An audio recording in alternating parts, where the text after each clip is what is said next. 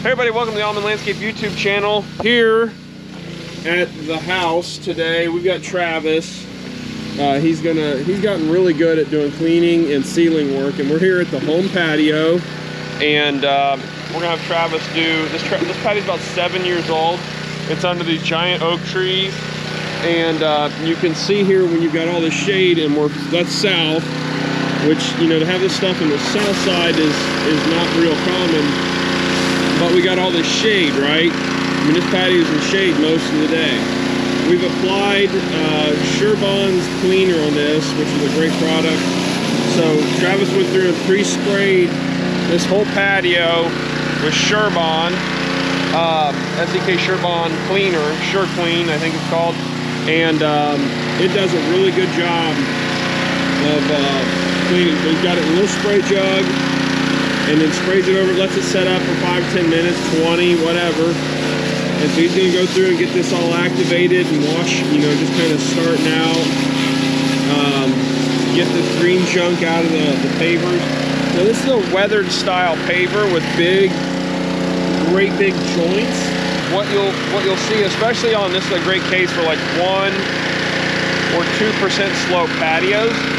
Of why, like, we're more in favor of, especially on a weathered style paver like this, at setting a more aggressive slope so it drains faster. The slower it drains, the more likely I believe you are to have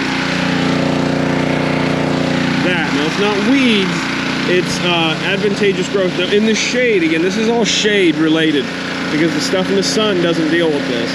But so a combination of shade, and then weathered pavers, and then slope, like this is like 1% slope, maybe an 1/8 inch per foot. And so you can see it's running. It's gonna go and run right down through the real slope. But Travis is getting that cleaner agitated, and then he'll go through and do the big wash down. But he hit the grill island, which I gotta put that new grill in at some point, whatever.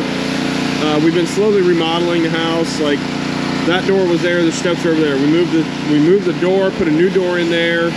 Someday it's gonna get redone, siding's gonna get redone, all sorts of stuff. It's a long process. Also, if you use gutter screws, don't use steel. For God's sake, use aluminum or stainless. But again, old house, old problems. We're slowly bringing it around. And we're grateful and blessed, don't get me wrong. Those things being said, so you can see Travis is doing all that.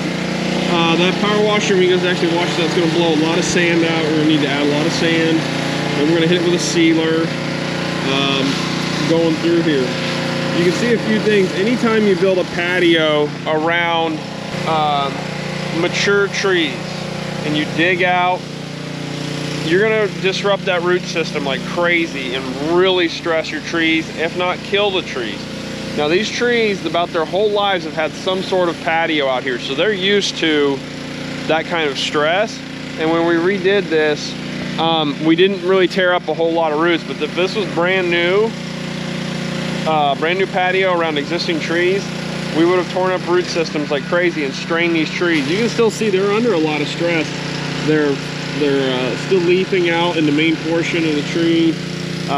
You know, dead limbs, which a lot of that's limbing up just from shade, but you're going to affect these trees. So if a client insists on doing something like this, you need to convey to them the potentials for what could happen. Also, don't mind, we got new windows in a few places, all new windows out front, which they're done, but I haven't gotten to putting my trim in here, so bear with me, folks. Why are we having Travis do this? I'm inside writing emails and selling work and all that stuff. Travis doesn't want to do that, and I don't have time to do this. And we have clients stop by once in a while, the community, it's all on Instagram, YouTube, so it's important this place looks good as a showcase. So that's part of the why we're having this done. The place needs to look good, right, like this. We're doing what we can here, folks. So those things being said, but you know, another thing, so when we're doing this patio, we ran into some big tree roots, some big roots, and the patio, I can fix that when the roots buckle and heave the patio. You can see it's shifted that step some. You can see here that this has humped like that. To sever that root is going to take a lot of life out of that tree, if not kill it, and whatever. I can reset pavers, that's no big deal. I can't replant this 35, 40-year-old tree. And the shade, because we're south-facing, when these trees go away, it is a different patio out here. It'll be hotter than heck in the summertime. So we wanted to make sure that we get this patio the way we want it, and protect it, you know, protect the trees to protect that shade. Because otherwise we're going to be talking like, even it costs a $10,000 pavilion out here to beat the heat, beat the shade, you know, the whatever. And we don't want to do that. So we're going to protect those trees. We're going to protect those roots. Again, Travis going through, agitating all that cleaner. Now, obviously, we're not using bifenthrin, which that's actually not even the right clean. That's not even the right tank. That's Travis's spray tank over there. Here's our cleaner kit. This is something we do too, is patio clean and seal kit. And so it's got a lot of everything we need in it to do a patio restoration project. Sure Clean, again, that's a product we like. This Rust Buster, that's good. You know, so this thing's got the slip foam roller, which is another thing. That does a really good job once we spray on the sealer. It does a really good job of, you know, we run that over it to clean up and get any over application of sealer. It distributes it out real well. A leaf blower will also work pretty well too. So those things being said, this is the project here for today. And again, Travis is just getting that stuff activated, getting it agitated, and keeping it wet too. You don't want to let it dry up. So he's going to hit this patio second after getting the upper patio main area done. So, okay, well that's that. We'll show you progress as it happens. Here we go. Here we are, before and after kind of deal. Travis went through this, did a great job, Travis, really awesome. Burnt the pavers there making crystal meth. I was gonna say crystal maple's the joke. Whatever. Or was it a Freudian slip? Who knows? No, but we boil maple syrup from the trees out back to make maple, well no, I boil maple sap to make maple syrup. These countertops too I made, by the way, Mark and I, and these cleaned up real nice too. That Sure Clean works really nice, and I mean, it's just crazy. Now we're gonna touch up this when it dries out with some new sand in some of the real deep divots there. And, but man, it looks really good. So, nice work, Travis. Thank you. Looks really good. Folks, this is why cleaning and sealing work must be priced well. Priced with a lot of fudge factor in it, let's say. A lot of extra time, potentially, because of what just happened here. Travis got this. As you can see, this patio, got it all cleaned up. It looks really nice, really cleaned up well. And we're getting ready to put sand. We're gonna do a sand over sand because these joints are worn out.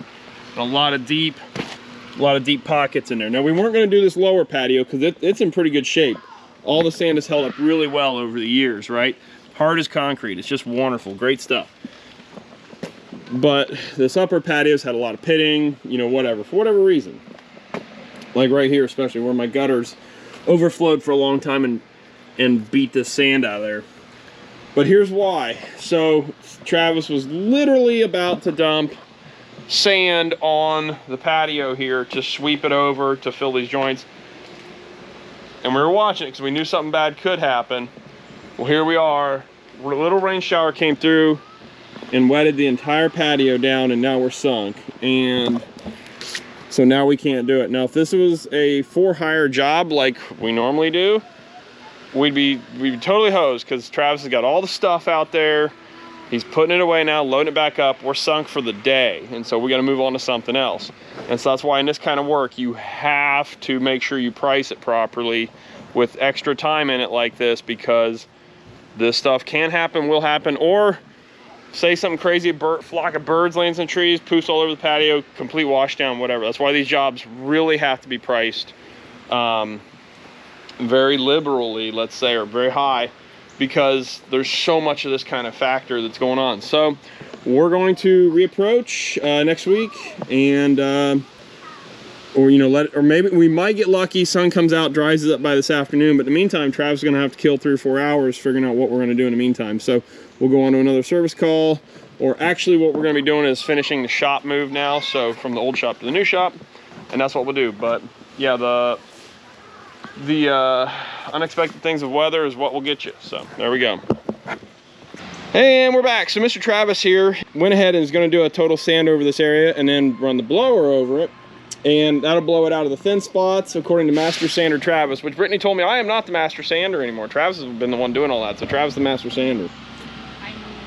But he got this sanded in up here. It looks really good. He's going to get it activated. And then these spots are from a big mistake years ago. Somebody didn't, I think this is Britt's fault, but somebody didn't blow out the pits in there of like how you do sanding and all that stuff. You didn't blow the patio off first prior to sanding.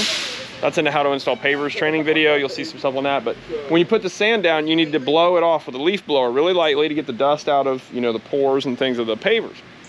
Well, that didn't happen. It collected in dimples, stained some of the dimples, whatever. But this is, it's incredible. It's just like a brand new project, which is normal paver maintenance. So, and you can tell here too the value of these trees, which is why we want to protect them, how nice this is, all shaded like this. Sal, what do you do in your off time that you're not thinking about concrete? Geez, I just started golfing. I mean, I'm horrible, but I really, really enjoy it. No really kidding. Enjoy it. I didn't think I was gonna like it this much. How'd you get roped into it? Actually through work. I would always feel like left out when I would have clients like, oh, you know, some of these commercial guys are flying in and out of, you know, from other states, and they're like, well, we should all go golfing this weekend, and I'm just like, I don't golf. Like, I always felt left out, and I just never. But I was also so busy where I never felt like I had the chance to even learn or have anyone to teach me. And luckily, you know, a couple months ago, two of my buddies, I just found out they started golfing and they completely sucked. So I was like, oh, I'll just be the third one. I'm not going to hold anybody back.